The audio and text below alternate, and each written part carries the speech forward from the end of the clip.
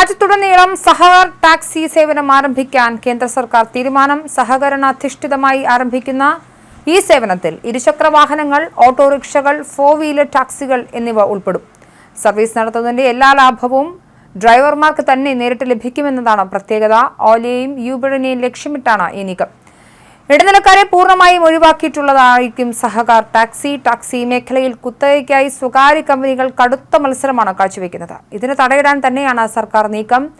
ഏതാനും മാസങ്ങൾക്കുള്ളിൽ പദ്ധതി ആരംഭിക്കും. വാഹനങ്ങളുടെ രജിസ്ട്രേഷൻ നടപടികൾ ഉടൻ തുടങ്ങും. ഇതോടെ സ്വകാര്യ മേഖലയിൽ നിന്നുള്ള നല്ലൊരു വിഭാഗം ഡ്രൈവർമാരും സഹകാർ ടാക്സിയിൽ രജിസ്റ്റർ ചെയ്യുമെന്നാണ് സർക്കാരിന്റെ പ്രതീക്ഷ.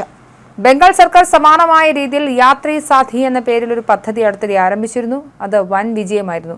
അതിവേഗ സേവനം, പ്രാദേശിക ഭാഷാ പിന്തുണ, താങ്ങാനാവുന്ന നിരക്കുകൾ, രാപ്പകൽ സേവനം എന്നിവയാണ് യാത്രി സാഥിയുടെ വിജയഘടകം.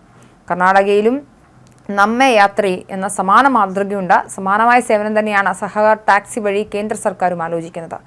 ഓല, യൂബർ തുടങ്ങിയ ഓൺലൈൻ ടാക്സി സേവനങ്ങൾ യാത്രക്കാരിൽ നിന്നും ഡ്രൈവർമാരിൽ നിന്നും കൂടുതൽ നിരക്ക് ഈടാക്കുന്നുവെന്ന പരാതികളും സജീവമാണ്. ഇതിന് പരിഹാരമെന്ന നിലയിൽ ഓൺലൈൻ ടാക്സി സേവനം ആരംഭിക്കുന്നത്. സഹകരണ സംഘങ്ങളെ ഉൾപ്പെടുത്തിയാണ് സംരംഭം തുടങ്ങാൻ ഉദ്ദേശിക്കുന്നത്. കേന്ദ്ര ആഭ്യന്തരമന്ത്രി അമിത്ഷായാണ് സഹകരണ വകുപ്പ് നോക്കുന്നത്.